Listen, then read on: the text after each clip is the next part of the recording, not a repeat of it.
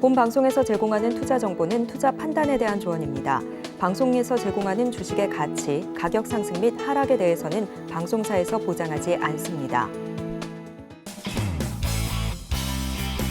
시청자 여러분 안녕하십니까. 깊이 있는 인사이트로 여러분들의 투자를 잘 이끌겠습니다. 저는 강관우입니다. 미국 FOMC에서 앞으로 금리 정책과 관련해서 큰 가닥이 잡히면서 우리 시장, 미국 시장과 함께 크게 환호했습니다. 외국인이 하루에 7,600억이나 순매수를 하면서 코스피 코스닥 크게 올랐는데요. 금리가 내려가니까 성장주가 많이 올랐습니다. 한편 다른 한쪽에서는 이상한 변화가 있습니다. 차트 하나 보시겠습니다. 바로 행동주의 펀드들의 목소리가 높아지고 있는 겁니다. 여기저기서 여러 가지 기업에서 여러 가지 요구들을 지금 내고 있습니다. 주총이 아무래도 이제 가까워지고 있으니까 말이죠. 여러 가지 요구를 하고 있는 건데 이렇게 행동주들이 한 거는 어제 오늘 얘기도 아니고 뭐 이런 요구들이 다 받아들여지는 것도 아닙니다. 하지만 이런 요구들이 점진적으로 기업들을 변화시키면서 우리나라 코리아 디스카운트도 점진적으로 해소될 거라고 좀 기대를 해보겠습니다. 간밤에 미국 시장 또 올랐습니다. 테슬라는 5% 가까이 올랐고 필라델피아 반도체 지수도 2.7%나 올랐습니다. 오늘도 우리 시장 좀 기대를 해보고요. 증시 팔과 함께 하시면서 알찬 정보 그리고 인사이트 많이 챙겨가시길 바라겠습니다. 바로 외신 들어갑니다. 외신 브리핑 시작합니다. 어제도 3대 지수 모두 다 상승하면서 마감했습니다. 다우지수 0.43%, 나스닥은 0.19%, 그리고 S&P 500 지수는 0.26% 수준으로 상승했습니다. 일단 상승 탄력이 크지 않긴 했습니다. 빅테크나 시총 상위주 위주로는 좀 쉬어가는 흐름을 보였기 때문인데요. 중소형주 위주의 랠리가 이어지게 되면서 러셀 2000이 급등하는 모습을 보이기도 했습니다. 다만 다우지수는 사상 최고치를 돌파한 후에 계속해서 이 흐름을 이어가는 모습 보이고 있습니다. 그리고 오랜만에 10년물 국채금리도 다시 한번 좀 내려오는 모습을 보였습니다. 큰 폭으로 하락을 하면서 3%대 진입을 하는 모습을 보였고요. 지난 7월 이후 5개월 만의 수치다라고 볼 수 있겠습니다. 연준이 추가 긴축이라는 명제 자체를 좀 날려버리면서 10년물 국채금리는 큰 폭으로 하락하는 모습을 보였습니다. 소매 판매 또한 미국의 발표가 됐는데요. 미국의 11월 소매 판매가 전월 대비해서는 0.3% 정도 증가한 것으로 나타났습니다. 인플레이션이 둔화 기조를 이어가고 있는 가운데 소매 판매도 호조를 보이는 모습이었는데요. 미국 시장에서 소비는 경제의 3분의 1 정도를 차지하고 있기 때문에 굉장히 중요한 부분입니다. 지난 10월에는 전월보다 0.2% 정도 감소했는데 지난달에는 블랙 프라이데이 등 효과를 누리게 되면서 반등하는 모습을 보였습니다. 소매 판매 지수가 호조를 좀 보이게 되면서 경기 연착륙에 대한 기대감도 계속해서 높아지고 있는 모습 보실 수 있겠습니다. 이번에는 유가 시장도 함께 체크를 좀 해보도록 하겠습니다. WTI는 배럴당 71달러 선에서 마감을 지었습니다. 장 초반 대비해서 계속해서 좀 하락폭을 높여가는 모습이었는데요. 다만 상승폭은 계속해서 유지하는 모습이었습니다.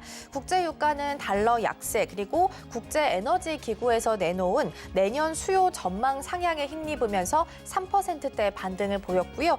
장중 6개월 만에 반등을 하면서 이틀 연속 오름세를 보이는 모습이었습니다. 계속해서 기사들도 체크를 좀 해보도록 하겠습니다. 첫 번째 기사부터 함께 보겠습니다. European Central Bank holds rates and trims its inflation forecast라는 기사고요. 일단 두 번째 기사까지 제목을 먼저 확인하고 보겠습니다. Bank of England leaves policy unchanged, says rate to stay high for extended period 라는 기사고요. 앞서 봤던 기사는 유럽연합 중앙은행에 대한 기사, 두 번째는 영국에 있는 중앙은행에 대한 기사를 준비를 했습니다. 이번 주는 슈퍼 위크다라고 말씀을 드렸었는데요. FOMC도 있지만 유럽 중앙은행 그리고 영국에 있는 중앙은행 또한 이번 주 기준금리를 결정을 합니다. 어젯밤에 또 결과가 나왔기 때문에 이 부분 오늘 짚어볼 텐데요. 일단 먼저 유럽 중앙은행 같은 경우에는 기준금리 4.5%로 2회 연속 동결하기로 결정을 했습니다. ECB 같은 경우에는 지난해 7월부터 지난 9월까지 10차례 연속 금리를 계속해서 올려왔었는데요. 이후 지난 10월 처음 동결한 데 이어서 일단 이번에도 그대로 유지 유지하기로 했습니다. ECB는 성명을 통해서 최근 몇 달 동안 물가가 하락을 했다면서 현재 주요 정책 금리를 장기적으로 유지를 한다면 물가 상승률 2%를 달성할 수 있다라고 이야기했습니다. 영국도 함께 좀 살펴보겠습니다. 영국 역시 기준금리 5.25%로 3회 연속 동결했습니다. BOE는 지난 2021년 12월부터 14차례에 걸쳐서 연속적으로 금리를 올렸는데요. 소비자 물가지수가 다소 안정세를 찾아가는 모습을 보이게 되면서 올해 9월 달 들어서 처음으로 인상 중지 결정을 내린 바 있습니다. 특히 외신들에 따르면 이번 통화정책위원회 회의에서 금리 인하라는 키워드는 논의되지 않았다라고 전해졌는데요. 앤드루 베일리 BOE 총재는 연이은 금리 인상은 올해 1월 10% 이상이던 물가 상승률을 낮추는 데 도움이 되긴 했지만 아직 갈 길이 멀다. 목표치로 되돌리는 데 필요한 결정을 내릴 것이다라고 이야기를 했습니다. 이렇게 해서 미국에 이어서 유럽 그리고 영국까지 모두 다 2023년 기준금리 결정을 마무리 지었습니다. 내년도 전망은 어떻게 나올지 예측을 좀 해보려면 일단 이어서 나오는 경제 지표들도 꾸준히 확인해 보실 필요가 있겠습니다. 계속해서 두 번째 기사도 함께 보도록 하겠습니다. 두 번째 기사는 Bonds are back as market enter a new paradigm, says HSBC Asset Management라는 기사고요. Asset HSBC에서 나온 보고서 관련된 기사입니다. 어제 FOMC 회의 결과가 발표가 됐고요. 이후 관련한 후속 보도들이 계속해서 좀 나오고 있습니다. HSBC 자산운용사에서 나온 보고서를 통해서 글로벌 경제가 약화되고 또 인플레이션이 둔화되면서 채권 수익률은 상승할 것이다라고 밝혔다라는 기사고요. Bonds are back. 다시 한번 채권의 시대가 돌아오고 있다라는 의미를 담고 있었습니다.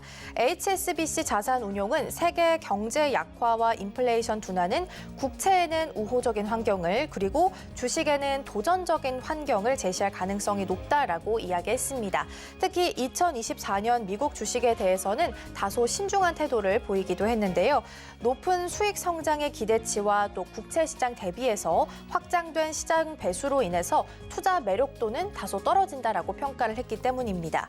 반면 유럽 주식 같은 경우에는 전 세계적으로 상대적으로 좀 저렴하다라고 이야기했고요. 일본 주식은 매력적인 밸류에이션 그리고 일본의 높은 경제 압박으로 인해서 선진국 시장 중에서는 가장 큰 더 나은 성과를 낼 것으로 전망을 했습니다. 아시아 주식에 대해서는 다소 성장적인 측면으로 좀 내다보긴 했고요. FOMC 이후 나오는 후속 보도들도 계속해서 체크를 좀 해보도록 하겠습니다. 다음 기사도 함께 보도록 하겠습니다. 이번에는 조 바이든 대통령과 관련된 기사고요. The role Hunter Biden plays in the impeachment inquiry of President Biden이란 기사입니다. 이번에는 대선과 관련된 기사 하나 살펴볼 거고요. 미국 하원이 조 바이든 미국 대통령 차남인 헌터 바이든 의혹과 관련해서 의회 탄핵 조사를 공식화하겠다라고 어제 발표가 나왔습니다. 의혹의 내용은 이렇습니다. 헌터는 바이든 대통령이 부통령이던 시절에 우크라이나 에너지 기업의 부리스마에서 임원으로 일하면서 거액을 수령한 의혹을 받고 있습니다. 또 헌터를 상대로 한 미국 국세청의 탈세 혐의 조사 과정에서도 특혜가 있었다라는 의혹이 나오기도 했고요. CNN에 따르면 공화당이 주도하는 하원은 찬성 221표, 반대 212표로 바이든 대통령에 대한 탄핵 조사를 공식화하는 결의안을 통과시켰습니다. 물론 이번 결의안이 곧 탄핵 소추를 바로 의미하는 것은 아닙니다. 미국 대통령 탄핵을 위해서는 하원이 탄핵 소추안을 별도로 통과를 시켜야 되고요. 이후 상원에서 하원이 제시했던 탄핵 관련 협의를 심리한 후에 표결을 통해서 탄핵 여부를 결정할 수 있기 때문입니다. 바이든 대통령은 이날 하원의 표결 직후 성명을 냈습니다. 나는 매일 미국 국민의 삶에 영향을 주는 실제 문제 그리고 우리 국가와 세계의 힘과 안보에 매일 주목한다. 하지만 하원 공화당은 불행히도 나와 함께하지 않는다라고 글을 남겼습니다. 이번 탄핵 조사에서 바이든 대통령의 아픈 손가락이라고 꼽히는 차남 헌터 바이든과 관련되어 있기 때문에 시장에서는 그리고 국민들은 더 좀 주목을 하고 있는 상황입니다. 특히나 최근 여론조사에서는 트럼프 대통령이 바이든 대통령을 앞서고 있는 상황이기 때문에 바이든 대통령의 재선에 있어서는 다소 악재로 작용할 수 있을 것으로 보입니다. 이로 인해서 바이든 대통령의 지지율이 조금 더 하락하게 될지 이 부분도 지켜보셔야 될 것 같습니다. 이번에는 섹터별 움직임 함께 좀 살펴보도록 하겠습니다. 전반적으로 빅테크주 위주로 좀 빠지게 됐고요. 시총 상위주들도 오늘은 좀 쉬어가는 모습을 보였습니다.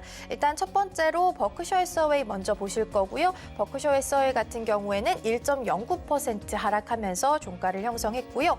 관련해서 나온 옥시덴탈 페트롤리움 같은 경우에는 2.69% 상승하면서 2.6% 강한 상승세 보이며 마무리 지었습니다. 이틀 전에 옥시덴탈이 셰일 시추 업체인 크라운록 인수에 나섰다라는 소식을 전해드린 바 있었는데요. 이와 관련해서도 추가적인 소식이 나와서 하나 더 살펴보겠습니다. 투자의 달인 워렌 버핏이 이끄는 버크셔 해서웨이는 엑손모빌이나 쉐보론의 주식을 지분을 좀 팔고 있는 반면에 옥시덴탈의 지분은 계속해서 추가적으로 매입하는 모습을 보이고 있습니다. 이번에도 옥시덴탈의 주식 약 1,000만 주를 추가로 매수하게 되면서 보유 지분을 27% 정도로 늘렸다고 합니다. 버크셔는 지난 2019년에 처음으로 옥시덴탈에 투자를 했었고요. 지난해 초부터는 본격적으로 이 보유 물량, 보유 지분 자체를 좀 늘려가는 모습을 보이면서 최대 주주가 되기도 했습니다. 그래서 시장에서는 최근 발표했던 옥시덴탈의 크라운룩 인수를 버크셔가 뒤에서 좀 지지해줬을 것으로 보고 있는데요. 버크셔는 2021년에는 투자할 만한 회사가 없다라면서 막대한 현금을 쌓아뒀고요. 지난해부터 조금씩 에너지주를 비롯한 애플 주식 등을 사들이는 모습을 보였습니다.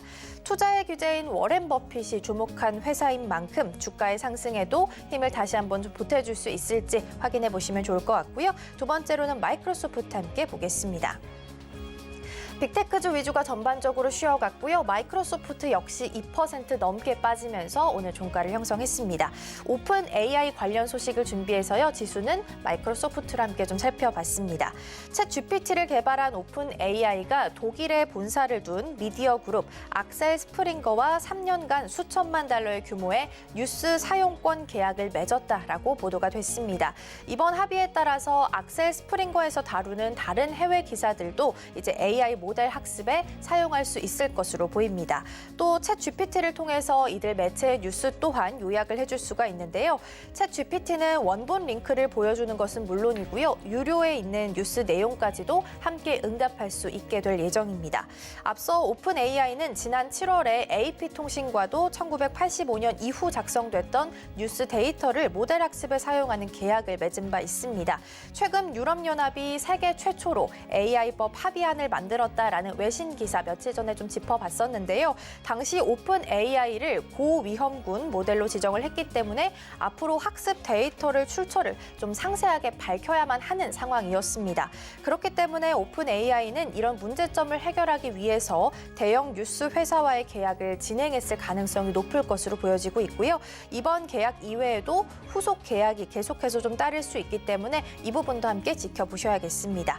계속해서 마지막 특징주도 함께 좀 살펴보도록 하겠습니다. 마지막 특징주는 인텔 함께 살펴보시죠. 1.3%가량 상승하면서 오늘 종가를 형성했습니다. 밤사이에 반도체 기업인 인텔이 엔비디아를 겨냥한 새로운 반도체 차세대 AI 칩을 선보였습니다. 인텔은 뉴욕에서 개최했던 신제품 출시 행사에서 가우디3 시제품을 공개를 했는데요. 이번에 가우디3는 내년에 출시가 될 예정이다라고 이 자리에서 밝혔습니다. 전작 대비해서 처리 속도를 최대 4배 정도 향상을 했고요. HBM 탑재 용량도 1.5배 정도 늘어나게 되면서 대규모 언어 모델인 LLM 처리 성능 또한 높였다고 합니다. 전 세계 AI 칩을 좀 휩쓸고 있는 엔비디아 GPU인 H100과 출시를 앞두고 있는 AMD의 최신 AI 칩인 MI300X와 치열한 경쟁이 될 것으로 예상이 되고 있고요. 어제 필라델피아 반도체 지수가 2% 넘게 상승하는 모습을 보였습니다. 여기에 인텔의 칩 개발 소식까지 함께 보태졌기 때문에 오늘 우리 시장 안에서 반도체 훈풍을 좀 이어갈 수 있을지 기대해 보셔도 좋지 않을까 싶습니다. 지금까지 외신 브리핑이었습니다.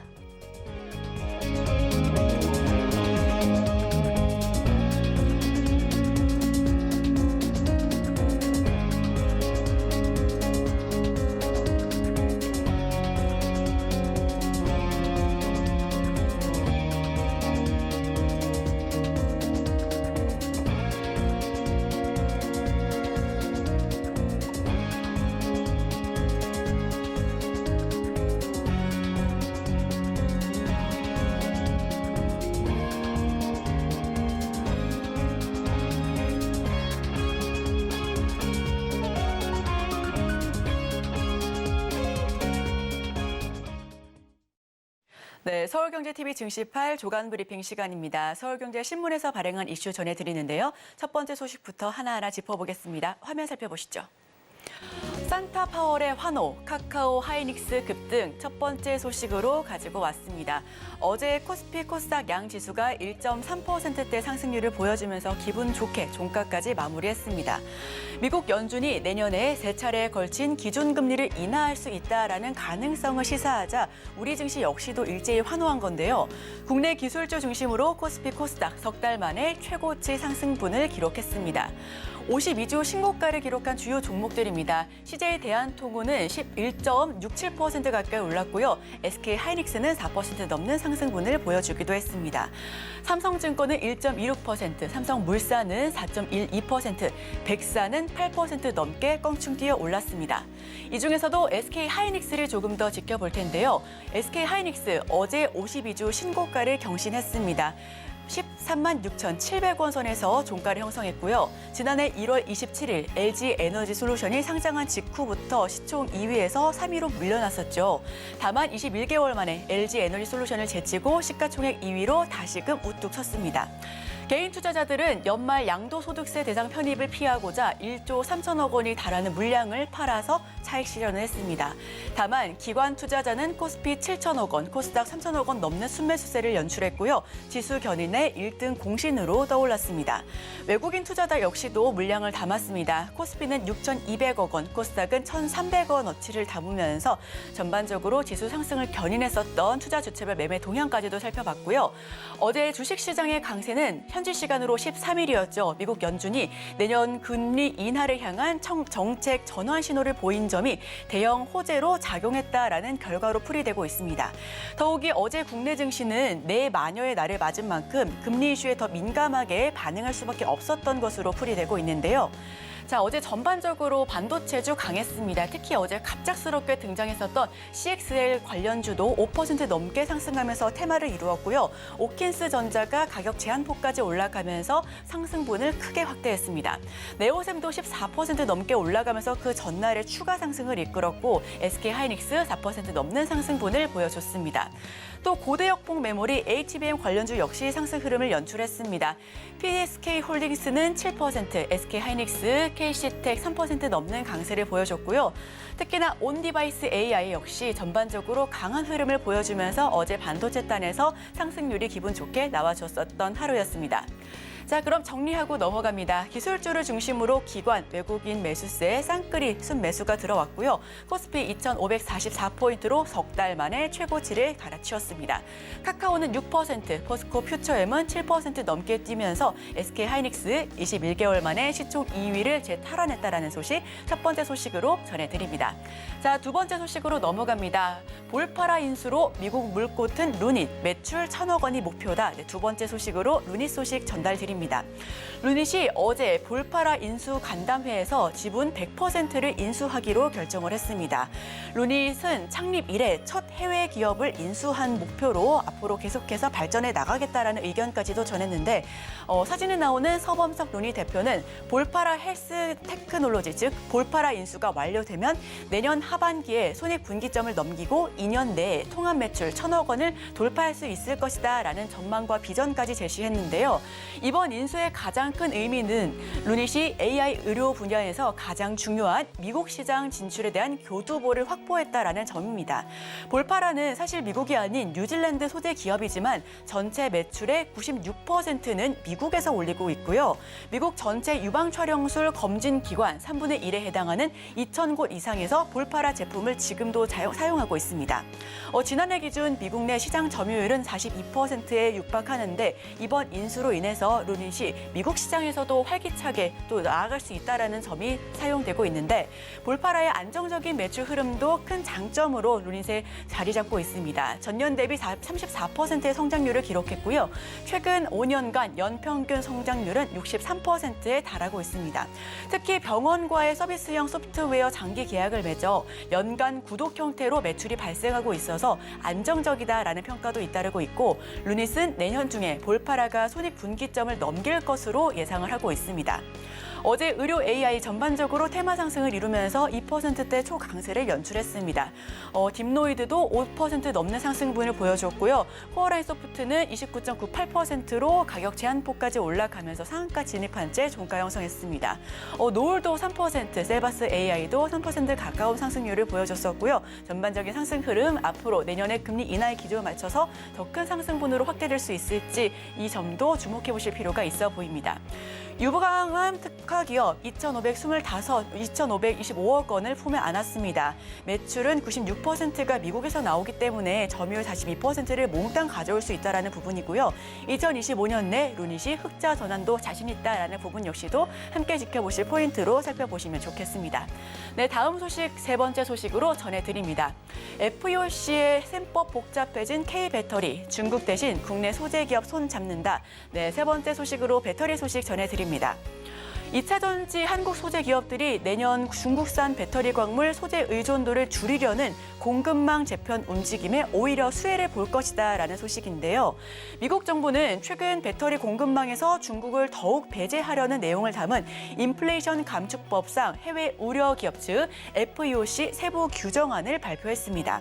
이에 소재 공급망 대체가 불가피해지면서 중국 대신 한국 소재 업계와 손을 잡으려는 한국 배터리 완성차 기업들이 더욱 늘어날 것으로 보여진다라는 소식인데요. FEOC는 외국 기업과 설립한 합작 회사인 경우에 중국 측 지분이 25% 이상이면 보조금을 받지 못하도록 되어 있습니다. 국내 배터리 제조사는 미국 정부의 강경한 정책들에 발등에 불이 떨어진 상황이었었는데요. 오히려 중국이 니켈, 리튬, 흑연 등의 핵심 광물 채굴로부터 가공 단계에 이르기까지 글로벌 배터리 원자재, 소재 공급망을 장악했기 때문에 오히려 이에 대한 반사이익 역시 누릴 수 있다라는 희소식입니다. 글로벌 메탈 광산 시장 조사 기관인 CRU에 따르면 배터리 제조용 광물에 대한 중국 점유율은 역시나 앞서고 있습니다. 흑연 70%, 코발트 73%, 리튬 67%, 니켈 63%에 달하는 수치고요. 특히 중국 기업과 합작 투자를 하지 않았더라도 FEOC로 간주될 수 있다는 점은 우리 기업들에게도 큰 부담으로 자리하고 있었습니다. 이에 국내에서 주로 2차 전지 사업을 하는 한국 소재 기업들이 반사이익을 볼 것이다, 수혜를 볼 것이다라는 입장이고요. 니켈 함량이 높은 하이니켈 배터리를 주력 생산하는 국내 배터리 제조사들은 중국 영향력을 배제한 채 안정적인 니켈 소재 수급 조달처를 마련해야 하는 상황 역시도 좀 부담감이 있었습니다. 다만 이에 중국 자본 개입 없이 배터리 소재 공급망 구축에 속도를 내고 있는 우리 국내 기업들에 좀 주목할 필요가 있다라는 소식도 전해왔고요. 고려 아연 등이 수혜를 입을 것으로 떠오르고 있다라는 설명까지도 덧붙여서 전하고 있습니다. 네, 어제 2차 전지와 니켈 그리고 리튬 관련주 전반적으로 상승 흐름을 보였습니다. LNF 10% 넘게 껑충 뛰어 올랐고요. 성일 하이텍도 10.55%, 포스코 퓨처엠은 7.53% 상승 흐름을 보여주면서 기분 좋게 종가 형성했습니다. 자, 미국 보조금을 받으려면 공급망을 재편해야 하는데 고려 아연 등 한국 소재 기업이 오히려 수혜를 받을 수 있을 것이다라는 의견이고요. 2025년에는 울산에 니켈 밸류체인을 만든다라는 곳에서 조금 더 확실하게 목표치를 상향할 수 있을 것으로 예상이 되고 있습니다. 자, 그럼 마지막 소식으로 전해드립니다. 외환 위기 수준 넘어선 기업 부채 연체율도 1년 새 2배로 치솟았다. 네, 마지막 소식으로 조금 어두운 전망도 전해드립니다. 국내 총생산, 즉 GDP 대비 기업 부채 규모가 외환 위기 당시 수준을 한참 넘어서고 있습니다. 기업 대출 연체율이 빠르게 올라서 또 다른 뇌관으로 부상하고 있는데요.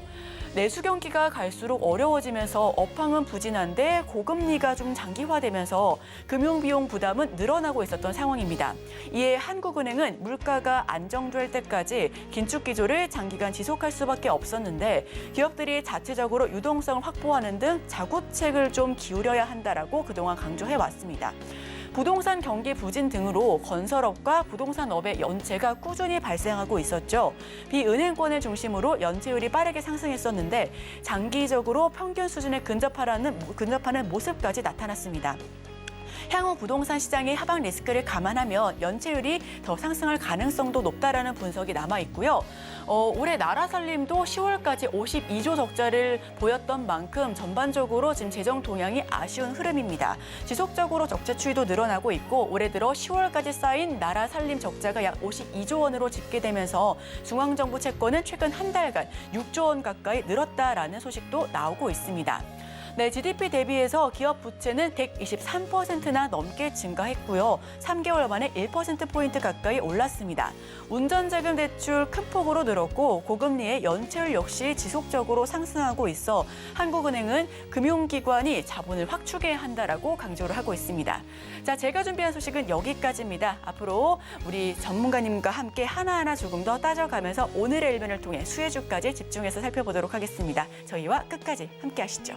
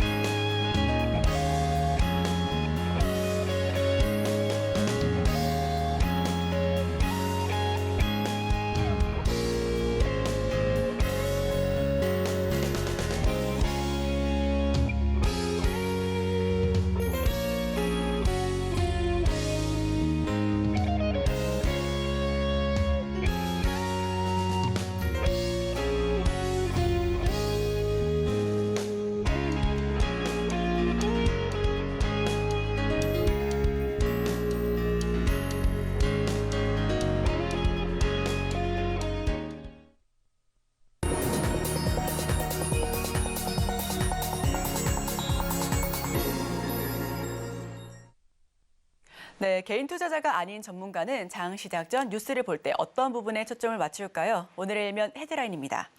네카오 부활 신호탄, 주가, 불기둥의 기대감 폭발. 네, 헤드라인 풀어주실 분이죠. 루크투자연구소 임순재 대표와 함께합니다. 어서 오세요. 네, 안녕하십니까.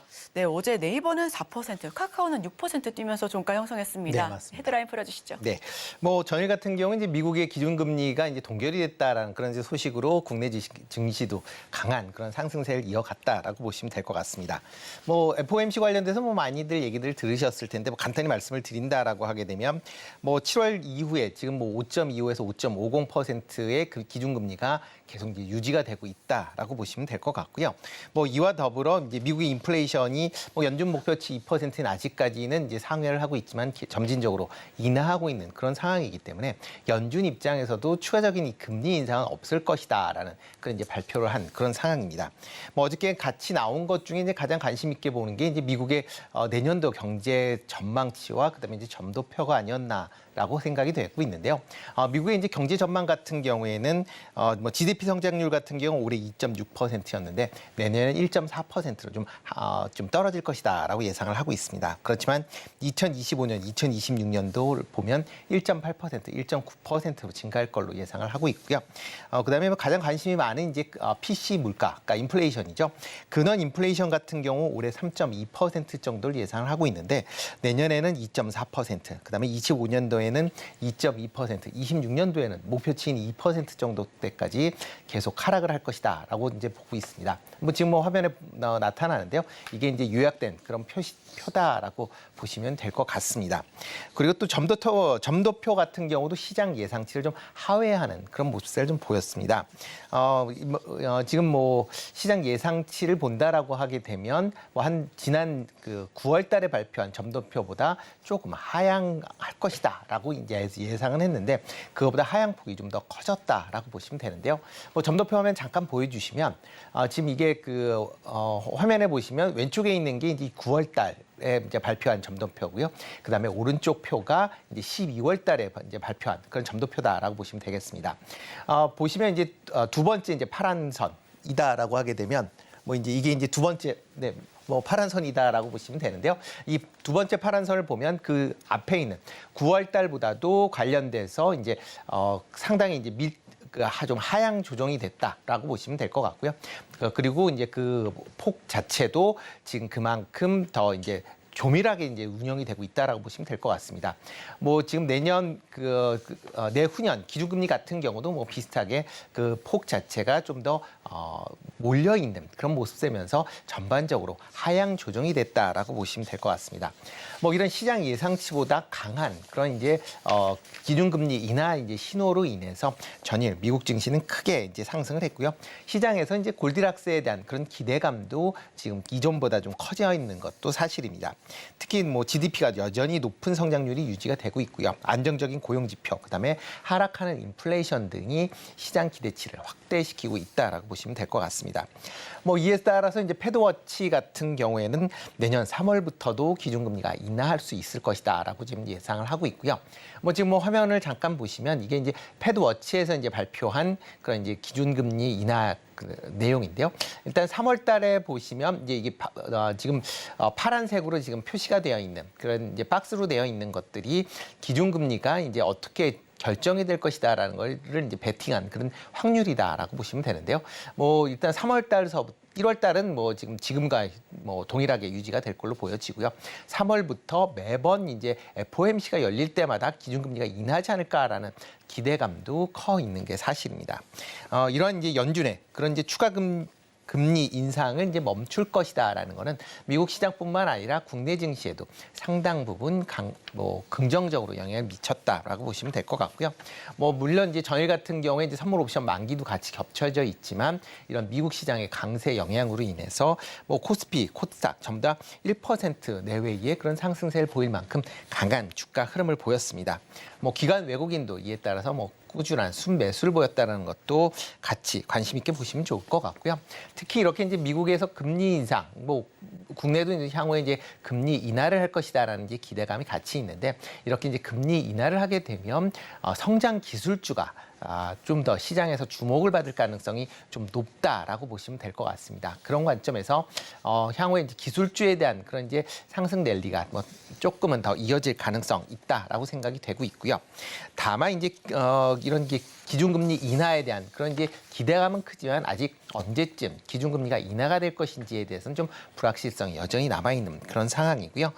특히 이제 국내 같은 경우는 이렇게 이제 내용 말고도 올해 말까지 대주주 이제 양도세 요건이 어떻게 완화가 되는지 여부가 아마 주말 내에 아마 결정이 될 걸로 예상이 되고 있습니다. 만약 이 영향에 따라서 만약 완화가 안 된다라고 하게 되면 연말에 이런 이제 그 완화 요건을 이제 채우기 위한 그런 이제 매물이 출회가 되기 때문에 수급상으로 약간 문제가 발생할 가능성은 좀 있다라고 보여집니다. 그렇지만 내년 시장을 본다라고 하게 되면 올해 뭐 12월 달에 주가가 나쁘다라고 하게 되면 내년 1월에는 좀 더 좋은 그런 주가 흐름이 되지 않을까라는 생각을 같이 해보고 있습니다.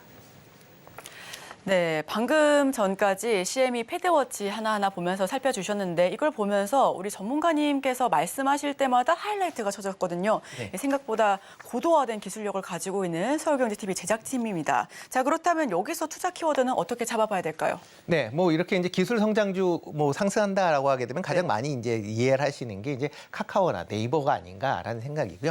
이 두 회사 조금 이제 관심 있게 좀 보시면 어떨까라는 생각을 해보고 있습니다.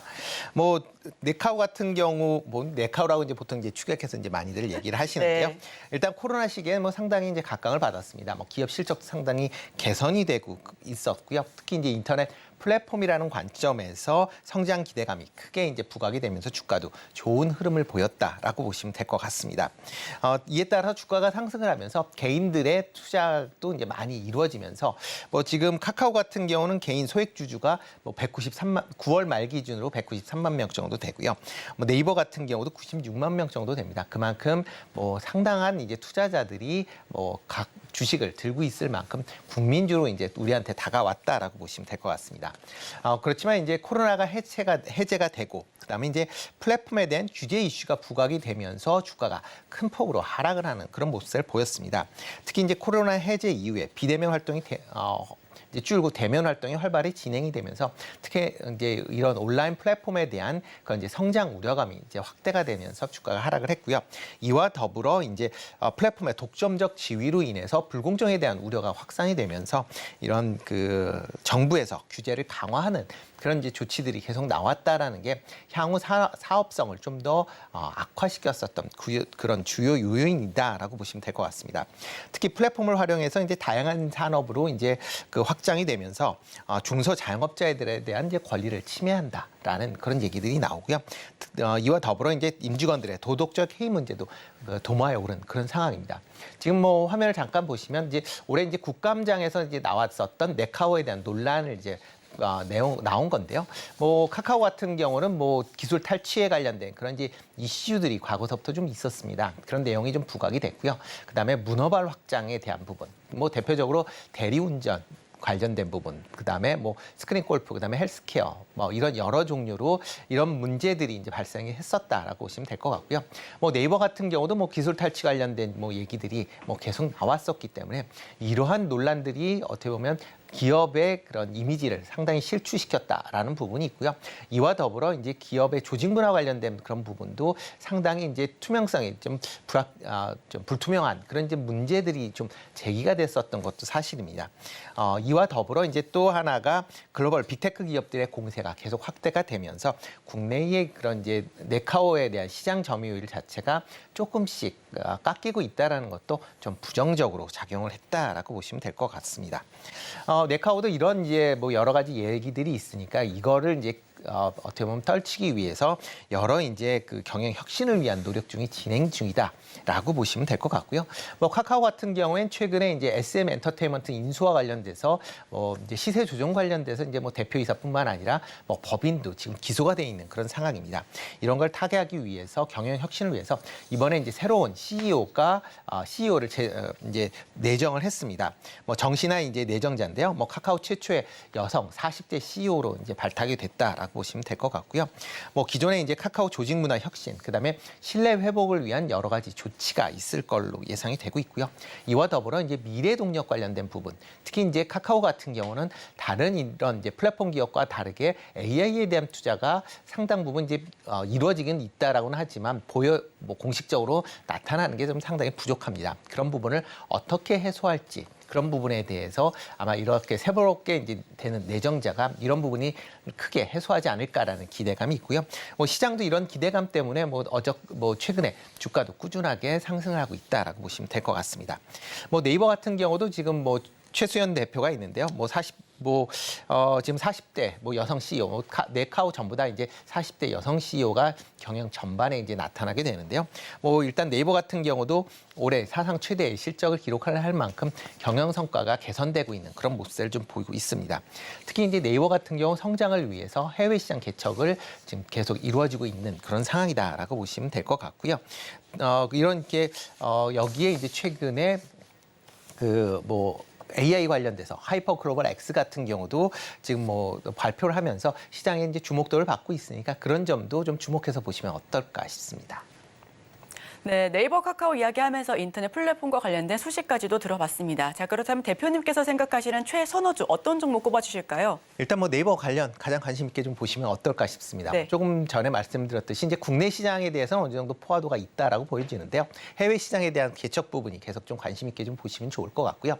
이와 더불어 이제 뭐 AI 관련돼서 뭐 국내에서 한정될 거 아니냐라고 생각을 하는데 지금 네이버 같은 경우는 이제 라인이라는 그런 이제 톡 서비스가 일본을 비롯해서 동남아 지역에 뭐 절대 강자로 지금 위치를 하고 있습니다. 그렇기 때문에 그런 관점에서 본다라고 하게 되면 이런 이제 향후에 이런 아시아 지역에 특화된 서비스가 가능하지 않을까라는 기대감을 같이 갖고 있고요. 이와 더불어 이제 아프리카 TV 같은 경우나 아니면 MBT 같은 그런 종목도 조금 관심 있게 좀 보시면 좋을 것 같은데요. 뭐 아프리카 TV 같은 경우는 경쟁사인 티위치가 이제 한국 철수에 대한 반사 이익에 대한 기대감이 있다라고 보시면 될 것 같고요. MBT 같은 경우는 이제 네이버가 이제 글로벌 시장으로 진출하면서 특히 웹툰이나 웹소설에 관련된 부분이 확장이 된다라고 하게 되면 그와 관련된 이제 포인트 관련된 부분이 같이 진출할 가능성이 있으니까 그런 점도 주목해서 보시면 어떨까 싶습니다. 네, 네이버, 카카오, 그중에서 네이버 조금 더 주목해 볼 필요가 있어 보이고요. 여기서는 아프리카 TV와 MBT까지도 찾아봤습니다. 지금까지 루크투자연구소 임순재 대표와 함께했습니다. 오늘 말씀 고맙습니다. 네, 고맙습니다.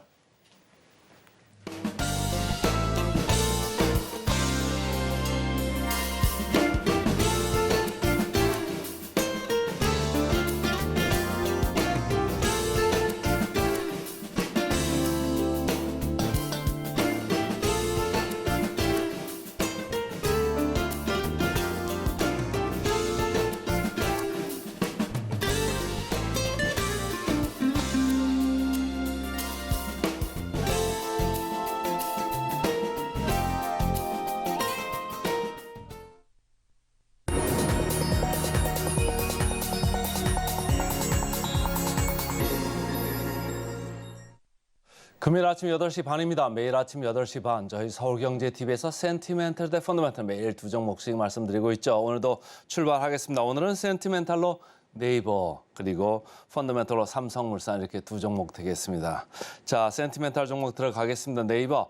제가 이렇게 여러 가지를 볼 때 주가라는 게 말이죠. 항상 두 가지거든요. 하나는 알파, 하나는 베타인데 알파라고 하면 그 회사 고유의 그 펀더멘탈, 그러니까 기본적으로 사업을 잘하고 있는지, 매출이 잘 느는지, 영업이익이 잘 느는지 이런 걸 이제 보는 게 이제 알파를 좀 추구하는 전략이고요. 베타라고 하면 시장을 좀 따라가는 전략이거든요. 시장을 따라갈 때는 우리가 기본적으로 금리를 많이 봅니다. 금리는 할인율이기 때문에 금리가 떨어진다 그러면 성장주들은 주가가 상당히 좋아요. 그래서 제가 이 차트를 골라왔는데요. 보시면 최근에 카카오, 네이버 주가들이 잘 이렇게 좋습니다. 회사가 엄청나게 바뀌고 있나요? 그거는 좀 아닌 것 같아요. 근데 최근에 뭐가 바뀌었죠? 금리 환경이 좀 바뀌었습니다. 금리가 아주 많이 떨어졌고요. 최근에 이제 주가가 올라가는 거에서 금리 떨어질 때 미국 국채금리, 특히 10년물 T노트라고 저희가 하는데 10년물 국채금리가 어제 보니까 3.9%까지 내려왔어요. 그러니까 뭐 지난번에 뭐 5%를 넘겨가지고 야 이거 큰일 났다 이렇게 했는 게 엊그제 같은데 벌써 3.9%니까 우리나라에서도 그 리테일 그러니까 기본적으로 개인 투자자들이 증권회사 하는데 은행 가서 채권 사시는 분들도 많을 것 같아요. 채권 사가지고 채권이 금리가 떨어진다는 얘기는 채권 가격이 많이 올라간다는 얘기거든요. 그러니까 그렇게 금리가 떨어질 때는 이런 성장주들의 베타가 바로 올라가기 때문에 아주 좋은 그 주가적인 작용을 할 수 있다 이렇게 읽으시면 되겠습니다. 자, 여기서부터는 이제 알파 얘기입니다. 아까는 이제 시장에 금리가 떨어지면 성장주가 올라가는데 지금부터는 알파 얘기입니다. 회사가 뭔가 펀더멘털이 변화가 있으면 주가가 다시 올라가죠. 그래서 회사는 기본적으로 24년에 편안하게 느껴질 거다 이런 얘기예요. 이익 성장률이 좋아질 거다 이런 겁니다. 작년에 좀 안 좋았고 금년에 플러스 12%대 정도로 올라올 것 같고 내년 가면 영업이익 성장률이 15%를 좀 넘어갈 것도 같다 이런 얘기예요. 이 회사는 크게 두 가지입니다. 하나는 광고 시장을 지금 바라보고 있는 거고 하나는 커머스예요. 네이버 커머스 여러분들 많이 하시잖아요. 근데 광고 쪽, 검색 광고 쪽은 뭐 그냥 한 4%대로 이렇게 가고 있는데 타겟 마케팅을 좀 해야 되는데 이 회사가 타겟 마케팅이 좀 약했었거든요. 그래서 이런 디스플레이 광고를 앞으로 여러분들이 네이버 같은 거 보실 때 앞으로 타겟을 그러니까 내가 뭘 관심을 가지고 있나 이런 거를 위주로 광고가 많이 뜰 겁니다. 그런 거 많이 뜨는 거 보면 아 네이버가 열심히 하고 있고 돈을 좀 벌겠구나 이런 생각을 하시면 되는 거고요. 그다음에 여기 밑에 보시면 이 네이버가 커머스를 한다고 금방 말씀을 드렸는데 커머스라고 하면 크게 두 가지입니다. 하나는 물건을 파는 이런 커머스가 있고 하나는 서비스를 파는 커머스가 있어요. 근데 물건 파는 거는 옛날에도 뭐 계속 이커머스가 어제 오늘 이커머스가 아니잖아요. 그러니까 물건 팔아서 돈 버는 거는 연평균 성장률이 1~2%밖에 안 돼요. 상당히 낮죠. 근데 예약이나 뭐 다른 브랜드 스토어 같은 거 하는 서비스 쪽의 커머스를 하는 건 성장률이 좋습니다. 그래서 그쪽이 어떻게 될 거냐 이거에 따라 가지고 이제 앞으로 영업이익이 많이 증가를 할 텐데 기본적으로 내년에는 15% 이상 네이버의 이익이 증가할 거다 이렇게 보시면 되겠습니다. 다월 투자증권에서 리포트가 나왔더라고요. 그래서 재밌어가지고 제가 좀 가져왔는데요. 치지직이라고 합니다.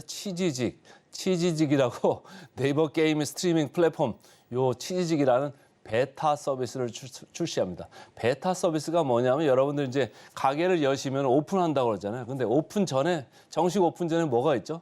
가오픈이라고 있잖아요. 그러니까 베타 서비스 말을 좀 어렵게 하는데 가오픈 하는 거라고 보면 됩니다. 그래서 12월 19일 날 가오픈을 한다. 다음 주죠. 그래서 지금 관심들이 조금 있는 것 같고 여기 회사의 기업 가치가 잘만 하면 한 1조 원 정도도 쳐줄 수가 있겠다 이런 얘기예요. 지금 이제 경쟁사가 있는데 트위치라고 있었죠. 거기가 1년에 국내 매출이 한 뭐 2,500억 이렇게 이 정도는 하는 것 같습니다. 영업이익도 한 500억 정도 하는 것 같아요. 그러면 영업 마진율이 25%인데 어쨌든 여기가 철수를 한다고 합니다. 그러면 이쪽에 스트리밍 쪽 플랫폼 요거를 이 회사에서 가져갈 수도 있잖아요. 그러면 밸류가 추가적으로 더하기가 될 거다 이렇게 이제 보는 겁니다. 그래서 지금까지 주가가 펀더멘탈로는 크게 뭐 없었다 이런 얘기예요. 근데 주가 트리거가 될 수 있다. 우리가 영어를 좀 많이 쓰는데요. 트리거 그러면 방아쇠거든요. 권총 쏠 때 이렇게 방아쇠를 당기지 않습니까? 주가가 올라갈 때 주가 트리거 그러면 주가가 올라가는 뭔가 계기가 되는 그런 이슈가 될 수도 있겠다 이런 얘기입니다.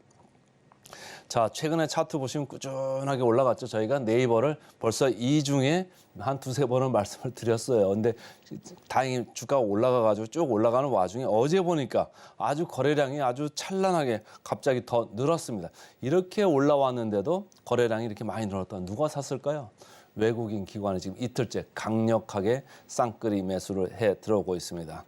자, 공매 잔고율 꾸준히 이렇게 내려왔습니다. 그러니까 금리가 떨어지는 환경에서는 뭐 알파도 알파지만은 베타 특히 성장주 쪽에 아주 대표적이기 때문에 네이버의 공매도를 환수하지 않을 수가 없다 이렇게 보시면 되겠습니다.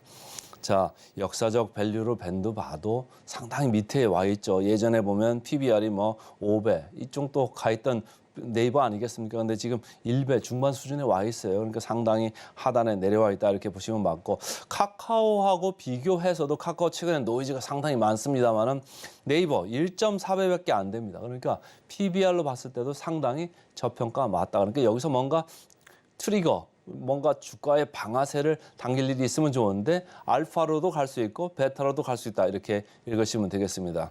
자, 목표 주가 대비 얼마 남았을까요? 29% 정도 남았네요. 그래서 오늘은 센티멘탈 주식으로 네이버부터 말씀을 드렸습니다. 자, 펀더멘탈로 넘어가겠습니다. 오늘은 펀더멘탈은 삼성물산입니다. 며칠 전에 말씀드렸죠. 다시 가져왔습니다. 제가 이렇게 큰 주식, 이렇게 지주회사를 또 이렇게 가져온다는 게 재밌지 않습니까? 근데 저도 참 놀랐습니다. 월요일날 했는데 바로 금요일날 다시 말씀을 드려요. 주가가 더 올라가니까 제 레이더에 계속 걸려 나오더라고요. 그래서 왜 걸려 나왔나 봤더니 근거가 역시 또 있어요. 그때 제가 말씀드릴 때 행동주의 펀드 영국에서 팰리스 캐피탈이라는 데가 자꾸 지주회사 쪽으로 가자 이렇게 요구를 하는 제안을 하고 있다 이런 얘기를 했잖아요. 근데 또 다른 데도 또 나섰습니다. 자, 세 번째 행동주의가 등장을 했더라고요. 보니까 미국의 화이트박스 어드바이저라는 이런 회사인데요. 자본 배분을 좀 명확하게 해라 이런 얘기예요. 근데 여기서 보시면 제가 좀 설명을 드릴게요. 영국계 시티 오브 런던 인베스트먼트 여기도 배당금 또 좀 올리고 자사주도 좀 많이 해라. 영국계 또 팰리스 캐피탈 여기도 지주회사 체제를 개편을 좀 하는 방향으로 가보자 이런 얘기를 하고 있고 미국계에서도 자본 배분을 하자. 전체적으로 돈 지금 빨리 써라 이런 얘기예요. 단기적으로 많이 써라. 근데 자, 회사가 주주들한테 주려면 두 가지잖아요. 하나는 사업을 좀 뭔가 좋은 걸 근사한 걸 붙이고 앞으로 성장성이 좋은 걸 붙여가지고 사업 가치를 막 이렇게 키워가는 거를 또 원할 수도 있고 하나는 돈 있는 거 가지고 빨리빨리 배당 많이 하고 자사주 사가지고 소각해가지고 주주 가치 올려라 급하게 올려라 이런 이제 요구를 할 수 있는 건데 대부분 두 번째를 얘기를 하고 있는 거죠. 왜냐하면 그 정도로 신속하게 효과를 볼 수 있기 때문입니다. 그런데 회사한테 이렇게 자본 증자를 배당금을 많이 해라, 자사주 많이 사라 이런 얘기를 요구를 하고 있습니다만 사실은 회사 자체적으로도 이미 그런 얘기들을 많이 했어요. 그래서 배당 들어오는 거 삼성전자나 딴 데서 배당 많이 들어오잖아요. 배당 들어오는 거 우리가 60%, 70% 정도는 우리 또 배당을 여러분들에게 하겠습니다. 이런 얘기도 했고 자사주도 계속 지금 사고 있습니다. 그래서 보통주 한 12% 지분되고 우선주도 한 9% 되는데 앞으로 25년까지 계속적으로 이 자사주를 소각할 계획을 이미 얘기를 했고 또 추가적으로 한 3, 4조 정도 재원을 들여가지고 미래 사업에 투자를 하겠다 이런 얘기를 안 한 게 아닙니다. 근데 여기에 추가적으로 이제 행정주의 펀드들이 얘기를 하고 있는 건데 어쨌든 주가적으로는 상당히 좋습니다. 이렇게 얘기를 하면 뭐가 좋아지죠? NAV 그러니까 순자산 가치 대비해서 할인율을 이전까지 60% 넘게 이렇게 보던 할인율을 점점 이렇게 축소해 나갈 수 있다. 무슨 얘기냐? 거꾸로 보면 주가가 올라갈 수 있다. 이런 얘기죠. 자, 최근에 이 유안타증권 그때도 말씀드렸습니다. 이 회사의 NAV 그러니까 순자산 가치는 60조 원 정도로 보고 있습니다. 그런데 이 선을 쭉 이렇게 보시면 이 선을 좀 보시면 60%에 있던 할인율이 현재 쭉 50%대로 이렇게 내려오고 있어요. 그러니까 할인율이 60%대에서 지금 축소되고 있다, 하락 중이다. 이 헤지 펀드들이 행동주의 펀드들이 계속 얘기하는 게 지금 먹혀들고 있다, 주가에. 이렇게 보시면 되고요. 자, 신한투자증권입니다. 그래서 앞으로 이런 주주들의 목소리가 계속 나올 텐데 이것 따라 가지고 할인율은 점점 축소될 수 있다. 그래서 유의미한 목소리다. 이렇게 저는 이해를 하고 싶습니다. 자, 최근에 주가가 올라가고 있고 거래도 많이 늘죠. 그래서 외국인 기관 쌍끌이로 계속적으로 지금 들어오고 있습니다. 그러니까 여러분들이 주식을 팔려고 할 때도 좀 천천히 파셔도 괜찮을 수 있다. 이렇게 좀 제 생각이 좀 들고 있더라고요. 그리고 공매 잔고율 좀 내려가고 있죠. 0.1% 많이 내려왔습니다. 자, 중앙 정도까지 많이 와 있죠. 그러니까 좀 반 정도는 왔다. 조금 더 가보자 이런 생각을 하실 수도 있습니다. 자, 목표 주가 보겠습니다. 목표 주가 대비 25% 정도 남았네요. 오늘은 센티멘털로 네이버, 펀더멘털로 삼성물산 두 종목 말씀드렸습니다. 오늘의 핵심 요약 세 줄입니다. 뉴욕 증시 금리 인하 기대에 다우지수 최고치를 또 한 번 경신했습니다. 오늘 일면 네이버, 카카오 관련 수혜주 꼽아봤고요. 마지막으로 센티멘탈 대 펀더멘탈, 치즈직의 매력 네이버, 그리고 세 번째 행동주의 펀드 등장 삼성물산까지 살펴봤습니다. 저희는 바로 이어서 증시 9로 돌아오겠습니다. 개장 방송도 서울경제TV와 함께 하시죠.